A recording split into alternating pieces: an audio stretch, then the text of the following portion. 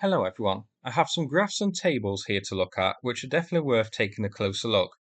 Now this video has been pushed back a few days because the last few days in Ukraine have been very busy. What with the S-400 destroyed on Crimea, Prigozhin's jet accidentally straying into the path of a missile, the amphibious raid on Crimea, that sort of thing. But though it is a few days out later, the numbers are recent and they are still worth a look. So let's get into it. Now, first of all, these graphs weren't compiled by myself. They were shared on Reddit by someone called Aurora Storm, who I think is who put them together. But they are very well done, very interesting, and worth a look as they show a few interesting things. Now, the information given here was reported by the General Staff of the Armed Forces of Ukraine. So this is from Ukraine's Armed Forces. So I'm going to have a look at this and then compare it with Oryx's visually confirmed numbers. And they will be different.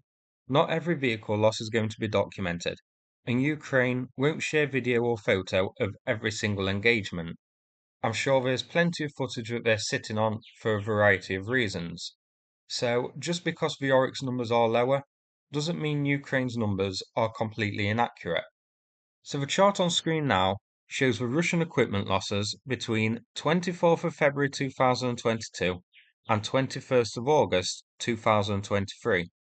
It shows the losses of armoured personnel carriers, vehicles, fuel tanks, artillery systems, UAVs, and cruise missiles.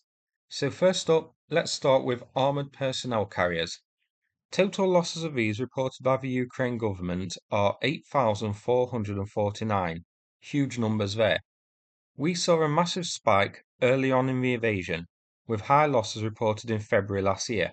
Then, monthly losses of APCs declined after May, when Russian offensives here sort of declined and died down, dropping from 872 in May to 393 in June.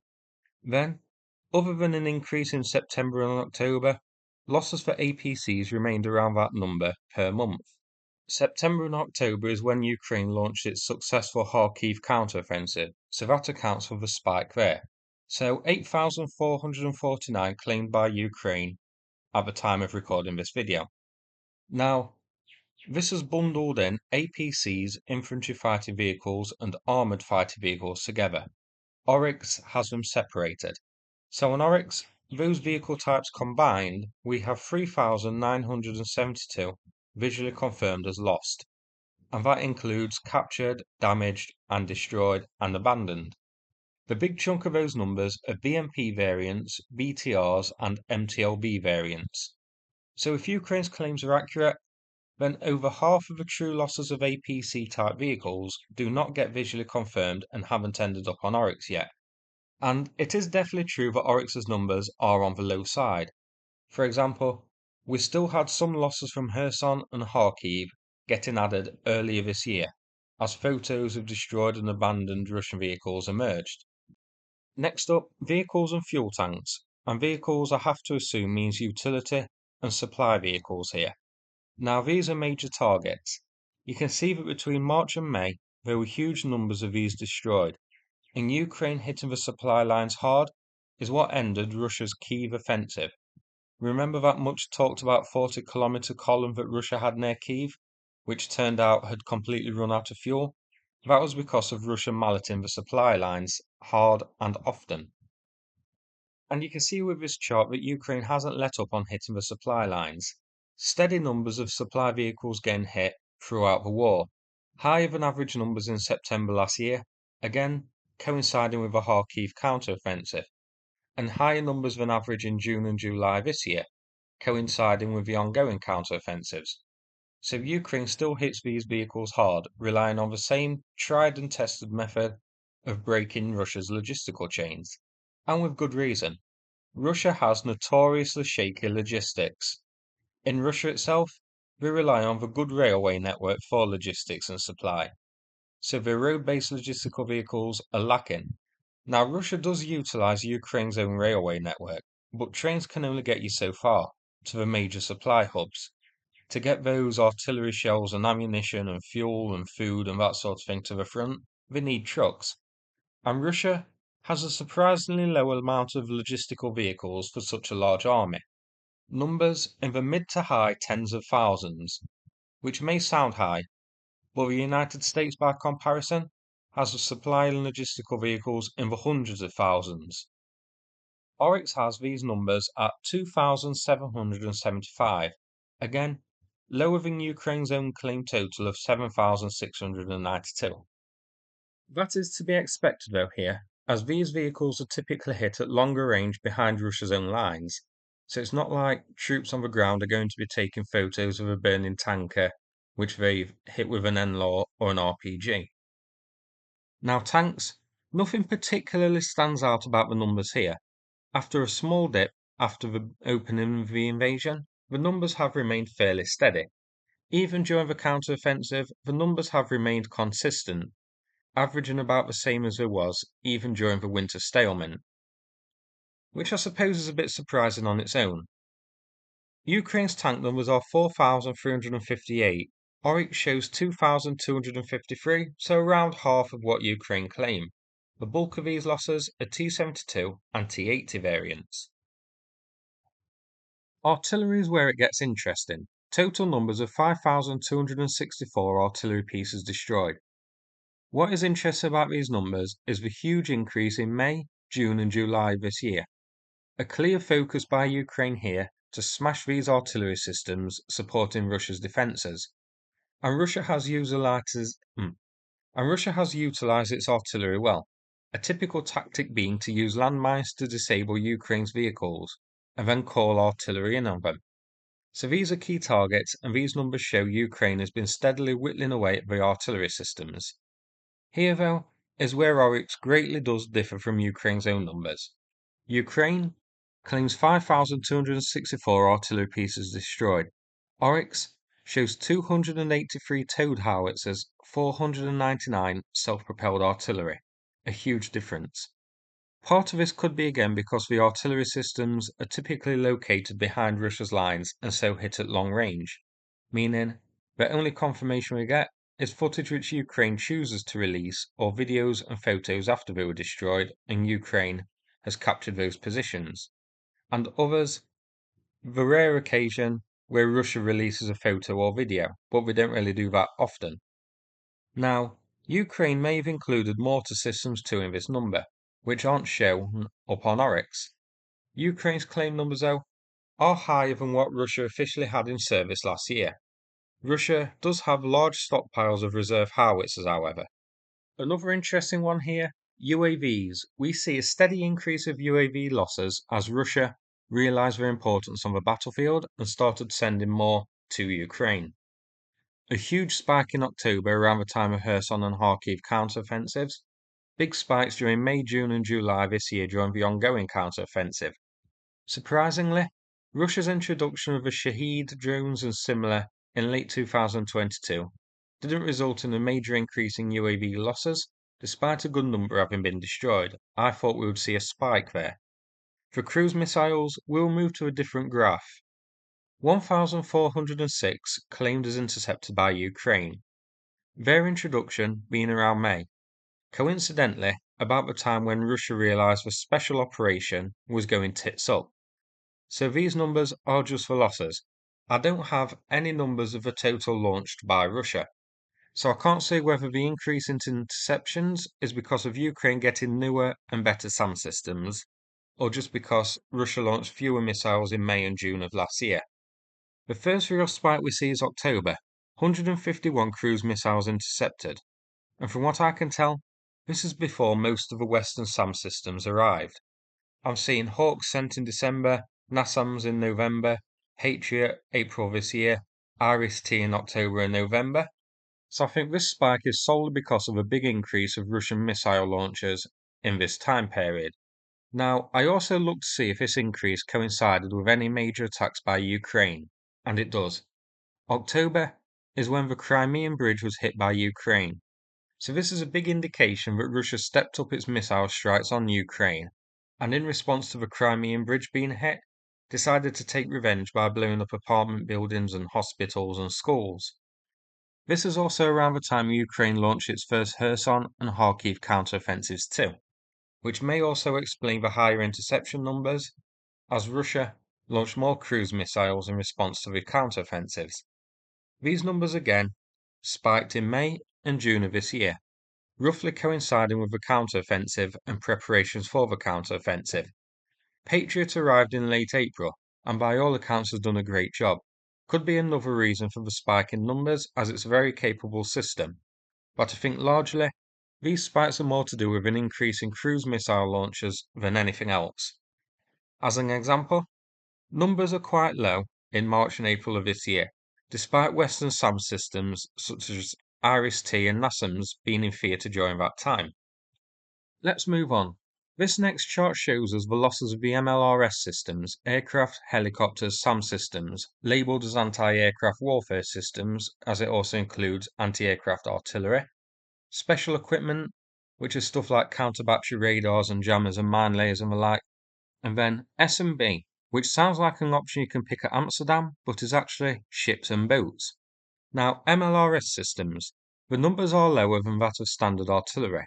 719 claimed by Ukraine in total, numbers being fairly steady throughout. Now, interestingly here, a decline in losses in August. I find this interesting because June and July the MLRS losses were high. August, despite the counteroffensive being ongoing still, just 20 at the time of recording. This could be because Russia is deploying them further back and out of the way to avoid them being hit, or that Ukraine has hit MLRS systems hard enough that Russia is actually having a shortage. During the counteroffensive, these will be key targets for Ukraine, so I would expect numbers to be similar to that of other months in the counteroffensive. So this decline in August is interesting. So for me, a decrease here means either a redeployment or a shortage. And if these numbers are accurate, then a shortage could be the case. Russia had around 45 TOS-1s, 4 TOS-2s, 550 BM-21 Grads, 310 BM-27 Eurogans, 120 Smerchers, an unknown number of Tornado S, 180 Tornado G, and 6 Eurogan 1Ms in service last year. They also claimed 50 Eurogans in reserve and 1,700 Grads in reserve. But those in reserve, a good number will not be fit for combat and will likely be in very poor condition. So Ukraine's claimed numbers of 719 MLRS destroyed is a big chunk of the active fleet. Oryx is showing 256 destroyed, the majority are Grads. The Grad is particularly vulnerable because its usual rocket payload has a range of just over 20 kilometers and it gives off a lot of smoke when firing. So these are very vulnerable to counter-battery fire from Ukraine's own artillery. We're definitely going to have to see if these low numbers continue for September and November. If so, we could be looking at a shortage of Russian MLRS systems here. Next up, aircraft. 315 claimed by Ukraine. This is just fixed-wing aircraft, by the way. Helicopters are separate. So Ukraine claims big numbers during the early stages of the war. 29 in February, 114 during March, 49 during April. Then a significant drop afterwards, about the time that Russia likely realised it would not be able to establish air superiority over Ukraine. Since then, numbers have remained about the same overall, with a bit of a spike of 30 in September. Now, this September spike isn't because of the attack on Novo-Fedorivka. That occurred in August, destroying 7, badly damaging 4. Now, I wonder if this attack is included in Ukraine's tally. If so, it pretty much takes up all of the 11 aircraft destroyed by Ukraine in August, meaning none were shot down, or Ukraine, for whatever reason, didn't include Novo-Fedorivka in its tally. Oryx's numbers are 85. They've included non-combat incidents and attacks on bases like Novo-Fedorivka in its tally too. Most on here are Su-25s, which is to be expected as these operate right along the front lines in dangerous areas. Interestingly, we have none claimed for July or August this year by Ukraine, and I haven't really seen much of a Su-25 in use during the counteroffensive. Russia's air support seems to come from helicopters. Maybe Su-25 operations have been wound down because they're more vulnerable. I don't think it would be to do with a shortage. Oryx shows 30 Su-25s destroyed. Now, even if a true number is higher, let's round it up to say 50 or 60. Russia still had 192 in service last year, so they do have plenty to spare. Russia has reported that it's using a long-range missile with a Kar-52 helicopter now, so it could be that the Kar-52 and its long-range missile, which allow it to fire out of range of manpads, has now become the platform of choice, as the Su-25 needs to fire its rockets from a shorter range and in reach of manpads. Now helicopter losses. Ukraine puts the total number at 316. As for the chart itself, I'm surprised to see there isn't any real major spike. I was expecting one to be around the time the counter-offensive started, but then I remembered what I mentioned a couple of minutes ago. Russia has been using its attack helicopters from further back with longer-range missiles. These missiles have a range of 15 kilometers, allowing the Kar-52 to operate out of Ukraine's Manpad and SAM range. So no major spike in helicopter losses were seen, possibly because of that. Still, helicopter losses are reported in the counter-offensive, 5 in August, 3 in July, a small spike of 10 in June. Oryx is showing a third, roughly, of Ukraine's own numbers, 103 lost in total. Still high numbers there. Most common is the Kar-52 attack helicopter, 41 on Oryx so far. Very high numbers and reflect badly on the helicopter. The Kar-52 is pretty tough. We have seen videos of these taking the manpad strike and returning to base, so the true number could actually have been higher if it wasn't as sturdily built. Next highest, the Mi-8 transport helicopter, with 21 destroyed. Now, I don't think Kar-52 losses are too much higher than reported. Russia only had 116 last year, and British intelligence reported around 90 of those are around operational ready. So, I don't think Kar-52 lives would be much higher than the 41 visually confirmed, maybe an extra, putting the number at around 50.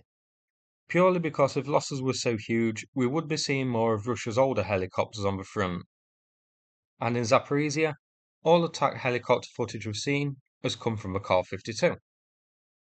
So if Ukraine's numbers of 316 are accurate, then the bulk of that number is likely the Mi-8, of which 788 are in service. SAM systems now, or as shown on the chart, AAWS, anti-aircraft systems. Always an important one.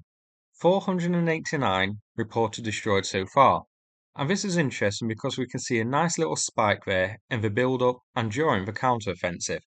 This is to be expected. Take out Russia's SAM systems to allow Ukraine's aircraft, helicopters and drones to operate more safely. And we have seen that in release videos, there have been more strikes on SAM systems reported, HIMARS often being used for hitting these with its tungsten round. 73 SAM and aircraft systems were reported destroyed in July. Oryx is reporting 151 surface-to-air missile systems lost by Russia so far, and 24 self-propelled AA guns. Of the SAM systems, the most common is the Buck, with 45 of various variants, Tor, 37 of different types are listed, the Strela 10 with 28. Again, to be expected.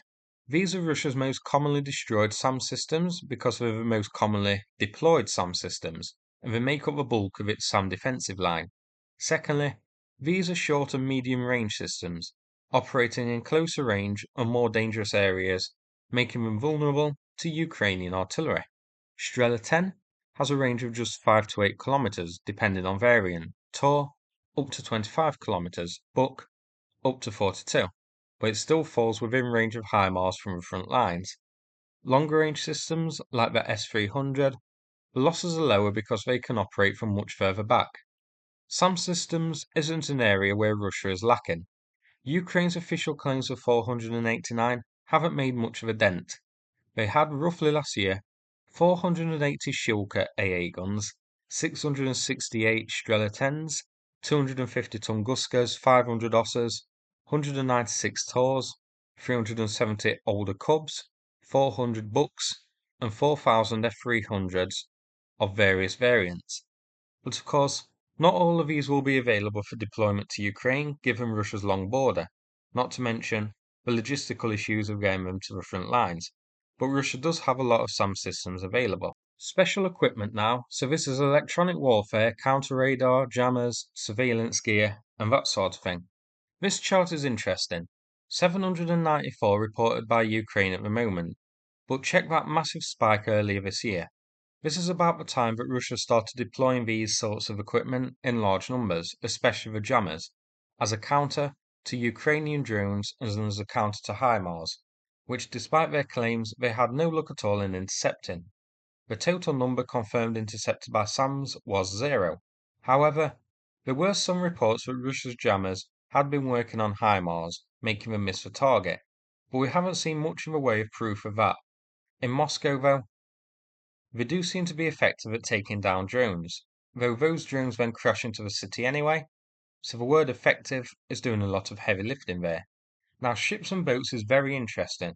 18 claimed by Ukraine. This is fewer than Oryx's own claim.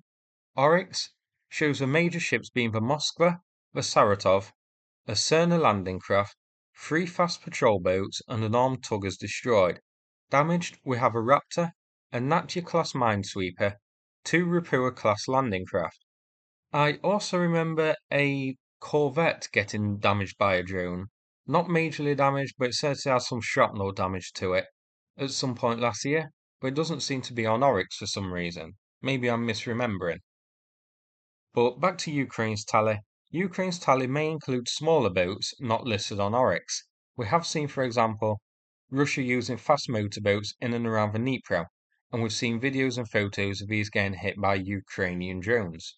However, the drawback of that theory is, the last ship or boat claimed destroyed by Ukraine on this chart was January this year. Now, I have seen videos and photos from around Kherson and the Dnipro from other months this year, showing Russia's boats and speedboats being hit by Ukrainian drones, so I don't think they have included those in the numbers. Ukraine's numbers also don't include damaged ships, notably the Olenogorsky Gornyek is not listed by Ukraine. We don't have any evidence of other major Russian ships being destroyed. There have been claims, but satellite imagery has proved these ships were safe, such as the Admiral Makarov, which has been claimed to have been hit before. So these extra ones claimed could be smaller navy boats such as Raptors, which is feasible that a few were destroyed along the Dnipro and that sort of thing, which we didn't see photos or videos of. So pretty interesting overall. The big difference between Oryx's numbers and Ukraine's numbers is to be expected to a degree. Not every loss is going to be videoed and documented and photographed. Not every video is going to be released by Ukraine to the public for a number of reasons. Not giving away Ukrainian firing positions or giving away which vehicles and systems are deployed where are 2 likely reasons. So the true numbers will be higher than seen on Oryx. If Ukrainian numbers are accurate, I can't say. They could be, other numbers could be inflated or mistakes, such as strikes on decoys being reported, or strikes on vehicles which survived the blow and were recovered. But they are more likely to be accurate than Russia's own claims. Russia, if you'll remember, claimed to have destroyed a Bradley before it even arrived in Ukraine. They've claimed to have destroyed more HIMARS than have actually been sent. They released a video of a Kar-52 engaging a group of combine harvesters and claimed they were tanks. They released a video of Panzer as being Panzer intercepting Storm Shadow, which turned out to show the Panzer clearly missing. They bragged about destroying a Patriot SAM system, when satellite imagery later showed the Russian missile as impacting near, but not directly on it, and the US saying part of the system was damaged but repaired a couple of days later. I'm not aware of too many incidents like that on Ukraine's side. Outright poppycock, such as sharing a video of a missile strike on a tractor and claiming it to be a tank. Now, so far, Russia is still fielding tanks and artillery systems, but I have heard from a few people in Ukraine that artillery fire is less than it was, so the strikes on these artillery systems are taking its toll. And as I mentioned earlier, the loss of the MLRS systems are interesting and may be indicative that we're seeing a shortage of them in the field, or that MLRS has pulled back because of high losses and them being vulnerable. The loss of trained personnel to operate these systems also has to sting. Russia has a large army, but how many of that army are ready to slot in and immediately operate a BM-21 Grad system to replace the crews lost in Ukraine? They'll need these soldiers training and that sort of thing first. So pretty interesting numbers here. So I hope you found the video interesting. If so, please click like and subscribe. I'd appreciate it. Thanks again, and take care, everybody.